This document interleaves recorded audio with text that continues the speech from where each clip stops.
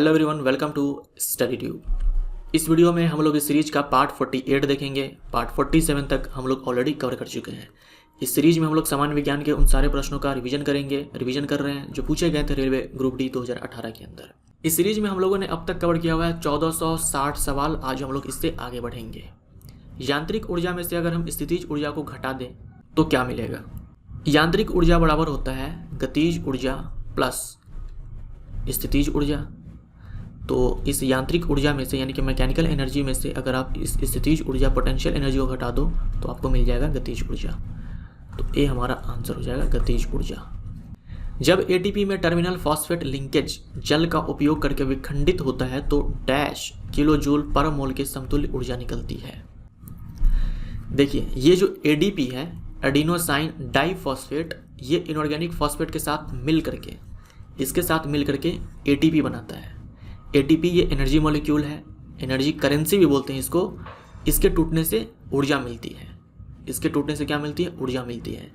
तो यही एटीपी टूटता है जल के साथ।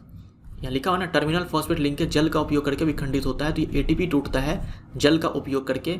तो जब ये टूटेगा तो वापस से एटीपी मिलेगा, इनऑर्गेनिक फॉस्फेट मिलेगा और देखो एनर्जी मिलती है यहाँ से 30 किलो जूल पर मोल। एक मोल में 30 किलो जूल एनर्जी होती है। हमारा आंसर, माफ़ करना, 30.5 30.5 ए हमारा आंसर हो जाएगा। हृदय पेशी कोशिकाएं होती है। जो हार्ट के मसल्स होते हैं उनके सेल्स जो होते हैं उनके बारे में पूछा गया है। तो हृदय की पेशियां जीवन भर लयबद्ध होकर प्रसार एवं संकुचन करती रहती है। आप जानते ही वो दिल धड़कता है, इसी के बारे में लिखा हुआ है ये कि वो कॉन्ट्रैक्ट और रिलैक्स होती रहती है, जो हार्ट की मसल्स होती है। और जो हार्ट की मसल्स हैं वो क्या है? इनवॉलेंट्री मसल है, अनैच्छिक है, यानी आपके इच्छा के अनुसार वो काम नहीं करती है। जो हृदय की पेशी है वो आपकी इच्छा के अनुसार काम नहीं करती है, इसीलिए ये अनैच्छिक पेशी है। और इसे हम लोग बोलते हैं कार्डियक पेशी, हृदयक पेशी या फिर कार्डियक मसल बोल दो। हृदय की पेशी कोशिकाएं बेलनाकार शाखाओं वाली और एक केंद्रीय होती है, यानी कि एक सेल के अंदर, एक कोशिका के अंदर एक ही न्यूक्लियस होता है। तो ये बेलनाकार होती है, शाखाओं वाली होती है, ब्रांच्ड होती है और यूनी न्यूक्लिएट होती है। हमारा आंसर क्या हो जाएगा? यहाँ पर बी हो जाएगा, बेलनाकार, शाखायुक्त और यूनी न्यूक्लिएट। बी हमारा आंसर। निम्न में से कौन सा जीव मत्स्य वर्ग से संबंधित है? मत्स्य वर्ग के अंदर मछलियाँ आती है, लेकिन आप ये भी जानते होंगे कि कुछ जानवर ऐसे होते हैं जिनके नाम में आपको मछली तो दिखेगा, फिश तो आपको दिखेगा, बट एक्चुअल में फिश वो होता नहीं है। ये टेबल आपके लिए इंपॉर्टेंट है, इससे पहले भी मैंने आपको एक बार दिखाया हुआ है। जेली फिश फाइलम निडेरिया का जानवर है, सिल्वर फिश फाइलम आर्थ्रोपोडा का जानवर है। तो जेली फिश नहीं होगा, सिल्वर फिश नहीं होगा। स्टार फिश, यहाँ देखो इकाइनोडर्मेटा का जानवर है, स्टार फिश ये भी नहीं होगा। डॉग फिश हमारा आंसर हो जाएगा, ये कार्टिलेजिनस फिश है। निम्न में से कौन सी धातु उभयधर्मी ऑक्साइड बना सकता है? उभयधर्मी ऑक्साइड ऐसे ऑक्साइड्स होते हैं जो अम्ल की तरह, क्षार की तरह, दोनों की तरह बिहेव करते हैं। तो एल्यूमिनियम का ऑक्साइड और जिंक का ऑक्साइड आपको ध्यान में रखना है कि ये उभयधर्मी ऑक्साइड्स होते हैं, जैसे कि ये जिंक ऑक्साइड और ये एल्यूमिनियम ऑक्साइड। निम्न में से कौन सा कथन गलत है? कौन सा गलत है इसमें से चूज करना है। डीएनए का पूरा नाम डीऑक्सीराइबोन्यूक्लिक एसिड है, क्या ये सही है? बिल्कुल सही है।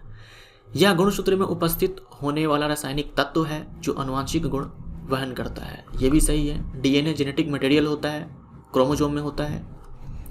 डीएनए एक पॉलीन्यूक्लियोटाइड है, क्या ये सही है? ये सही है। डीएनए एक पॉलीन्यूक्लियोटाइड है। न्यूक्लियोटाइड डीएनए का ही मूलभूत संरचनात्मक इकाई है। तो न्यूक्लियोटाइड ही यूनिट होता है जो बहुत सारे न्यूक्लियोटाइड्स मिल करके बनाते हैं पॉलीन्यूक्लियोटाइड, और यही डीएनए कहलाएगा।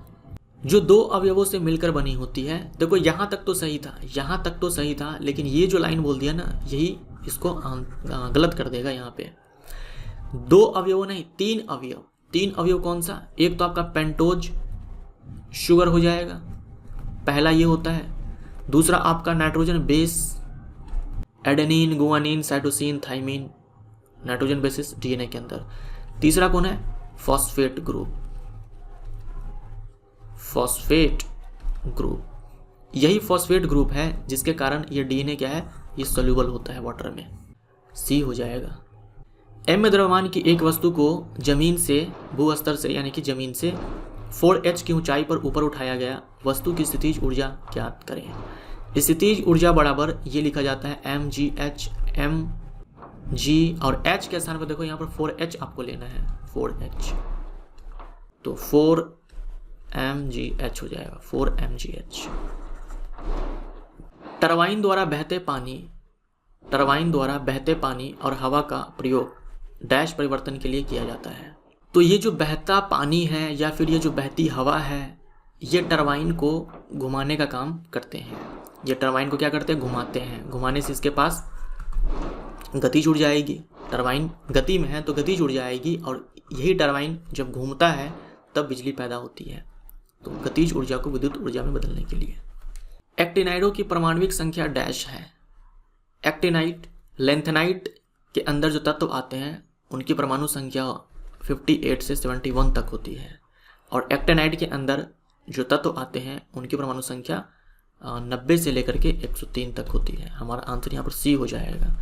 ये दोनों ही, यानी ये जो लेंथेनाइट सीरीज है और ये जो एक्टिनाइड सीरीज है, ये दोनों ही एफ ब्लॉक के अंदर आते हैं। गुरुत्वाकर्षण की वजह से उत्पन्न होने वाले त्वरण का मूल्य डैश पर निर्भर नहीं होता है। देखो यहाँ मूल्य नहीं होगा, मान होगा।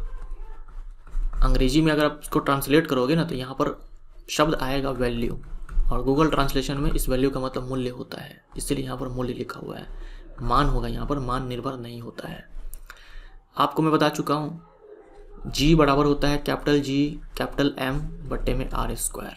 पृथ्वी के द्रव्यमान पर यह बिल्कुल सही है। त्रिज्या पर पृथ्वी के ये भी सही है। G के वैल्यू पर यह भी सही है। नीचे गिरने वाली वस्तु का द्रव्यमान वस्तु के द्रव्यमान पर निर्भर नहीं होगा। निम्नलिखित में से कौन सा कथन सत्य है? जब बाहरी बल प्रयुक्त होने पर भी पदार्थ का आकार बना रहता है, यह पदार्थ की एक प्रकृति है और ठोस पदार्थ द्वारा यह प्रकृति दर्शाई जाती है। बाहर से आपने बल लगाया फिर भी आकृति में, आकार में कोई परिवर्तन नहीं हुआ, इसका मतलब क्या होगा? ठोस होगा वस्तु। इसे बोलते हैं दृढ़ता, रिजिडिटी, जो कि उसके शेप में जल्दी परिवर्तन नहीं होने देता। तो ठोस सबसे ज़्यादा रिजिड होते हैं, तो ये स्टेटमेंट सही है। सरलता से बहना और बाह्य बल प्रयुक्त होने पर आकार में परिवर्तन करना, यह पदार्थ की एक प्रकृति है। यह प्रकृति द्रव और वायु दोनों द्वारा प्रदर्शित की जाती है। ये भी हमारा स्टेटमेंट सही है।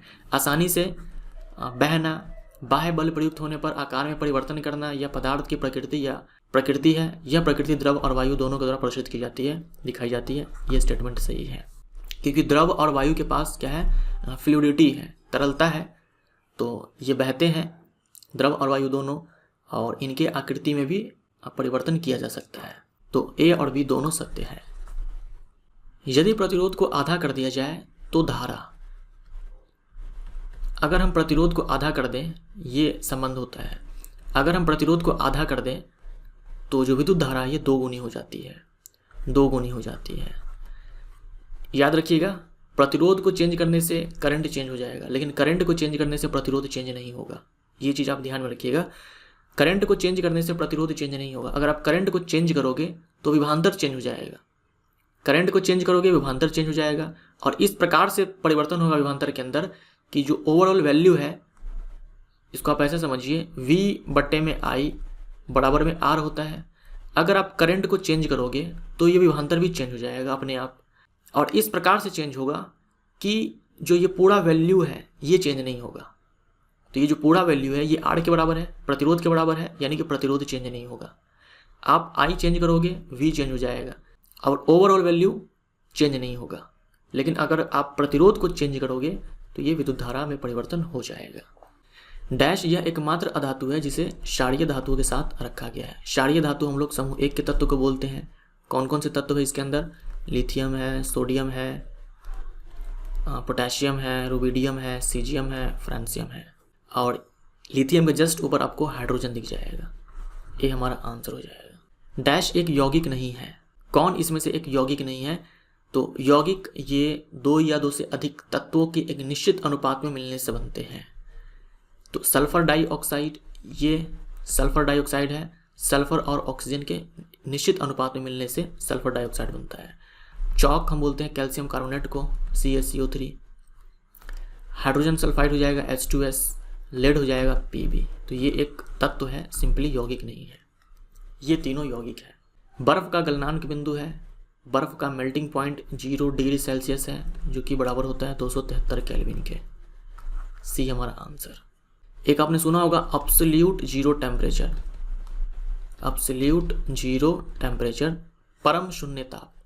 परम शून्य ताप क्या होता है? 0 केल्विन होता है, 0 डिग्री सेल्सियस नहीं होता है, 0 केल्विन को हम लोग परम शून्य ताप बोलते हैं। मटर के पौधे में डैश कैरेक्टर रिसेसिव होते हैं। मेंडल ने मटर के प्लांट को चूज किया था, मेंडल ने ये चूज किया था कि कौन डोमिनेंट है, कौन रिसेसिव है, कौन है प्रभावी। यह है आपका प्रभावी और यह है अप्रभावी, प्रभावी लक्षण और अप्रभावी लक्षण।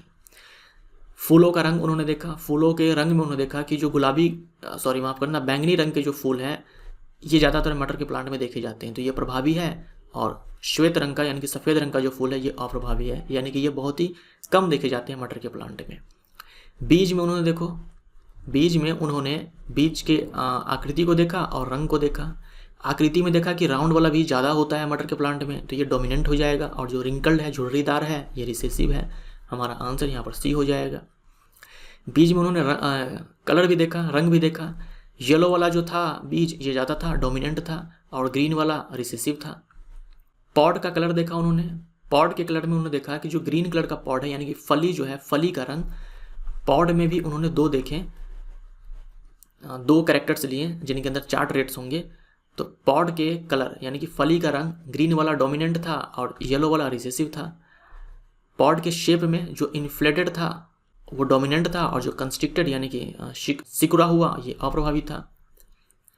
हाइट में देखा, प्लांट के हाइट में कि टॉल वाला डोमिनेंट था, शॉर्ट वाला अप्रभावी। डोमिनेंट कहने का मतलब ये हुआ कि ज़्यादातर ये देखे जाते हैं, रिसेसिव वाले का मतलब हुआ कि ये कम देखे जाते हैं। फ्लावर की अगर हम बात करें, फ्लावर के पोजीशन की अगर बात करें, तो जो एक्सियल फ्लावर है यानी कि जो साइड में निकलता है, साइड में निकलता है, ठीक है, जो साइड में फूल निकलते हैं ये एक्सियल होता है। तो ज़्यादातर प्लांट में, मटर के प्लांट में एक्सियल पोजीशन पर फूल निकलते हैं, टर्मिनल पर कम निकलते हैं। टर्मिनल यानी कि यहाँ सबसे ऊपर किनारे पर, एंड पॉइंट पर। निम्नलिखित में से कौन सा एक भौतिक परिवर्तन है? भौतिक परिवर्तन बर्फ का पिघलना है, ये हमारा आंसर हो जाएगा, बर्फ का पिघलना। बाकी ये तीनों जो है ये है रासायनिक परिवर्तन। पिन्ना डैश का बाह्य भाग है। जो आप कान देखते हो बाहर से, आप अपना कान ले लो, आपके सामने जो भी बैठा है उसका कान देख लो, बाहर में जो कान का हिस्सा दिख रहा है वही है पिन्ना। तो हमारा आंसर यहाँ पर कान हो जाएगा। एक चुंबक के आसपास की जगह के लिए शब्द क्या है जहां इसके प्रभाव का पता लगाया जा सकता है? तो एक चुंबक अपने आसपास चुंबकीय क्षेत्र बनाता है, चुंबकीय क्षेत्र बनाता है जहां पर इसके प्रभाव को अनुभव किया जा सकता है। जैसे मान लीजिए ये एक चुंबक है, तो इस चुंबक के आसपास क्या होगा? चुंबकीय क्षेत्र बनेगा, एक चुंबकीय क्षेत्र बनेगा। तो यहाँ पर अगर आप कोई दूसरा चुंबकीय पदार्थ ले आओ या फिर दूसरा कोई चुंबक ले आओ, तो इसका इस पर प्रभाव देखा जाएगा। ये चुंबक इसको अपनी ओर खींचेगा या फिर अपने से दूर भगाएगा। वहीं अगर कोई चुंबकीय पदार्थ को आप यहाँ पर डाल दो तो इस चुंबक का इस पर कोई प्रभाव नहीं पड़ेगा। डैश ने सुझाव दिया था कि तत्वों के प्रतीक को तत्व के नाम के 1 या 2 अक्षरों से बनाया जा सकता है, ऐसा कहा था बर्जीलियस ने। डी हमारा आंसर हो जाएगा। डाल्टन जो प्रतीक दिया करते थे वो ये थे, पिक्टोरियल थे, पिक्चर के माध्यम से। फिर बर्जीलियस आए, इन्होंने कहा कि हम क्या करेंगे, तत्व का जो नाम है उसी के नाम से क्या करेंगे, 1 या 2 अक्षर चुनेंगे और वहाँ से हम लोग प्रतीक बना देंगे। इनमें से कौन सा कथन लिंग संबंधित निर्धारण के बारे में गलत है? एक पुरुष में X गुणसूत्र और एक Y गुणसूत्र होता है, तो ये सही है। टोटल जो क्रोमोसोम्स होते हैं वो 46 होते हैं। तो मेल के अंदर ये होता है 44 प्लस XY, XY ये सेक्स क्रोमोसोम है, और फीमेल के अंदर, महिलाओं के अंदर ये 44 प्लस XX होता है, यानी दोनों सेम ही होते हैं सेक्स क्रोमोसोम्स। तो ये सही है। बच्चे का लिंग निषेचन के समय निर्धारित किया जाता है जब नर और मादा युग्मक मिलकर एक युग्मनज बनाते हैं, तो ये भी सही है। एक स्त्री में 2 एक समान X गुणसूत्र और XY होते हैं, तो ये गलत हो जाएगा, XY तो होते ही नहीं है। उसके बाद है जो द्विगुणित जीव होते हैं, यानी कि जो डिप्लॉयड एनिमल होते हैं जिनमें क्रोमोसोम्स के 2 सेट्स होते हैं। जैसे हम लोगों के अंदर 2 सेट्स हैं, 23 के 2 सेट्स हैं। जीन में अलग अलग लिंग होते हैं। प्रत्येक द्विगुणित कोशिका में गुणसूत्र का एक विशिष्ट जोड़ा, जिसे लिंग गुणसूत्र कहते हैं, व्यक्ति का लिंग निर्धारित करता है। तो गुणसूत्र का एक विशिष्ट जोड़ा यानी कि खास जोड़ा, जैसे मेल के अंदर XY है, फीमेल के अंदर XX है, यही है जो लिंग डिसाइड करते हैं कि बच्चे का लिंग क्या होगा। तो ये भी हमारा सही हो जाएगा। तो गलत हमें चूज करना था तो सही हो जाएगा। निम्नलिखित में से गलत कथन चुने। पत्तियों में कोशिकाओं की ऊपरी और निचली परत। तो पत्तियों की जो ऊपरी परत और निचली परत होती है, पत्तियों की जो ऊपरी परत और निचली परत होती है उसे हम लोग एपिडर्मिस बोलते हैं। ये अपर एपिडर्मिस और नीचे से लोअर एपिडर्मिस। तो एपिडर्मिस का काम होता है प्रोटेक्शन का, ठीक ना। तो आंतरिक भागों की रक्षा करती है, ये सही हो जाएगा। और एपिडर्मिस में ही क्या होते हैं, स्टोमेटा होते हैं। स्टोमेटा होते हैं जहाँ से गैसों का आदान प्रदान होता है और स्टोमेटा के थ्रू ही ट्रांसपिरेशन होता है, वाष्पोत्सर्जन होता है। तो ये भी सही हो जाएगा, पानी की मात्रा को नियंत्रित करती है। भोजन का संश्लेषण ये मेसोफिल सेल्स के अंदर होते हैं। इस एपिडर्मिस के नीचे मेसोफिल सेल्स होते हैं, मेसोफिल कोशिकाएं होती है जिनमें फोटोसिंथेसिस होता है। तो सी हमारा आंसर हो जाएगा। हमें यहाँ पर एपिडर्मिस के बारे में बताना था। तो एपिडर्मल सेल्स में फोटोसिंथेसिस नहीं होता है, मेसोफिल सेल्स में होता है। पौधे प्रजनन की किस विधि द्वारा उत्पन्न होते हैं, जिसमें अनुवांशिकीय रूप से जनक के सभी गुण पौधे में होते हैं? ये हो जाएगा वर्धी जनन। अब देखो यहाँ पर वर्धी जनन का मतलब कायिक प्रवर्धन है। कायिक प्रवर्धन के ऊपर तो कई सारे सवाल हैं, लेकिन कायिक प्रवर्धन वर्ड नहीं मिलेगा आपको, अलग अलग वर्ड मिलेगा हर सवाल में। यहाँ वर्धी जनन है, इससे पहले जो सवाल आया था वहाँ पर कुछ और ही था। तो कायिक प्रवर्धन ये एक अलैंगिक प्रजनन है। जब बिजली पारित करने से एक पदार्थ का नया पदार्थों में अपघटन किया जाता है, इनमें से कौन सी रासायनिक अभिक्रिया होती है? अपघटन जो है ये कई प्रकार से किए जा सकते हैं। अपघटन में क्या होता है कि एक पदार्थ टूटता है, अलग अलग नए पदार्थ बनाता है। तो अगर हम तापमान को दे रहे हैं अपघटन करवाने के लिए तो उसे हम तापीय अपघटन बोल देते हैं या फिर ऊष्मीय अपघटन बोल देते हैं। लाइट दे रहे हो तो फोटोलिटिक डिकम्पोजिशन, और अगर आप करंट दे रहे हो, इलेक्ट्रिसिटी दे रहे हो तो इलेक्ट्रोलाइटिक डिकम्पोजिशन। तो डी हमारा आंसर हो जाएगा। ठोस कोयला को तरल हाइड्रोकार्बन में परिवर्तित करने वाली प्रक्रिया को डैश कहते हैं। ठोस कोयला को तरल हाइड्रोकार्बन में परिवर्तित करना है, इसे कहा जाता है कोल लिक्विफिकेशन। कोल लिक्विफिकेशन यानी कि कोयले का द्रवीकरण। यदि वेग को 2 गुना कर दिया जाए तो संवेग के बारे में और गतिज ऊर्जा के बारे में बताना है। P बराबर हमारा होता है mv। अगर हम वेग को 2 गुना करेंगे तो संवेग 2p हो जाएगा, पहले का 2 गुना। गतिज ऊर्जा बराबर होता है हाफ mv²। अगर हम इसको 2 टाइम्स करेंगे तो ये 4 टाइम्स हो जाएगी, क्योंकि यहाँ पर स्क्वायर है। तो संवेग 2 गुना, गतिज ऊर्जा 4 गुना बढ़ जाएगी, पहले का हो जाएगी 4 गुना हो जाएगी। उन कोशिकाओं के समूह को जिनकी उत्पत्ति और संरचना समान होती है और जो एक विशेष कार्य करने के लिए विशेषज्ञता प्राप्त होते हैं, ये उत्तक की परिभाषा है, आप पढ़ लेना है, ठीक है। ये उत्तक की परिभाषा है। तो उत्तक ऐसे कोशिकाओं का यह समूह होता है जिनकी उत्पत्ति संरचना एक समान होती है और मिलकर के किसी खास कार्य को करते हैं। ग्राफियन पुटक की गुहिका को क्या कहा जाता है? फॉलिकल की गुहिका को क्या कहा जाता है? देखो यह है ग्राफियन फॉलिकल, यह है संरचना ग्राफियन फॉलिकल का। इसी के बारे में पूछा गया कि इसको क्या कहा जाता है। देखो एंट्रम कहा जाता है। ए हमारा आंसर हो जाएगा। ये ग्राफियन फॉलिकल कहाँ मिलेगा? ओवरी में मिलेगा।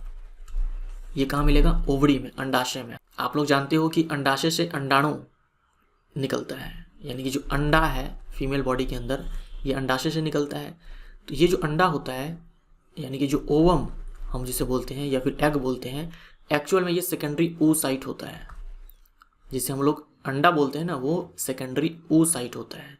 यही सेकेंडरी oocyte इस ग्राफियन फॉलिकल के टूटने से बाहर आएगा और फिर अंडाशय से बाहर आएगा, और उसी को हम लोग बोलेंगे ओवम या फिर अंडा। निम्न में से किस अधातु को यदि हवा में रखा जाए तो इसमें आग लग जाती है? ये है फास्फोरस। फास्फोरस एयर के कांटेक्ट में आने से इसमें आग लग जाती है। फास्फोरस अधातु है, ध्यान में रखना, अधातु के बारे में बोला है। डैश गुर्दे की नलिका की परत में मौजूद होती है। गुर्दे की नलिका यानी कि रीनल टिब्यूल। हमारा आंसर यहाँ पर हो जाएगा क्यूबोइडल एपिथेलियम। एपिथेलियम टिश्यू है ये। एपिथेलियम टिश्यू कई प्रकार के होते हैं, कॉलमनर है, क्यूबोइडल है, स्क्वामस है। तो जो रीनल टिब्यूल है, गुर्दे की जो नलिका है, उसमें आपको क्यूबोइडल एपिथेलियम उत्तक देखने को मिलेगा। कॉलमनर मिल जाएगा ये आपको आंत में, इंटेस्टाइन के अंदर। स्क्वामस एपिथेलियम ये आपको मिल जाएगा स्किन में मिल जाएगा, ब्लड वेसल्स के अंदर मिल जाएगा आपको, एल्वियोलाई में मिल जाएगा, एल्वियोलाई, ठीक है, एल्वियोलाई, लंग्स की जो एल्वियोलाई होती है उसमें। डैश परिपथ में विद्युत केवल एक पथ के माध्यम से प्रवाहित होती है। जो इलेक्ट्रिक करंट है वो केवल एक ही रास्ते से जाएगा। किस में होगा ये? श्रेणी क्रम में। यहाँ से मान लो करंट निकला तो ये इसके पास एक ही रास्ता है, वो ये ऐसे जाएगा, ऐसे, बस एक ही रास्ता है।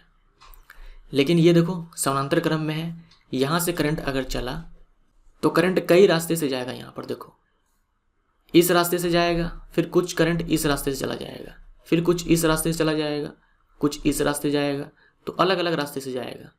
लेकिन सीरीज में इसके पास एक ही रास्ता है, वहीं से ये करंट जाने वाला है। फोटोसिंथेसिस के लिए प्रकाश संश्लेषण के लिए डैश आवश्यक नहीं है। फोटोसिंथेसिस के लिए सनलाइट चाहिए, क्लोरोफिल चाहिए, कार्बन डाइऑक्साइड चाहिए, पानी चाहिए, ऑक्सीजन नहीं चाहिए। ऑक्सीजन तो बाई प्रोडक्ट के रूप में बनता है फोटोसिंथेसिस में, ग्लूकोज के साथ ऑक्सीजन बनता है। जलीय विलयन में किसी अम्ल या क्षार में क्या परिवर्तन होता है? अम्ल जलीय विलयन में H+ देगा, क्षार जलीय विलयन में OH- देगा। तो क्षार जल में OH- आयन निर्मित करते हैं, ये हमारा आंसर हो जाएगा। तो ये हमारा यहाँ पर पार्ट 48 समाप्त होता है। Thank you so much.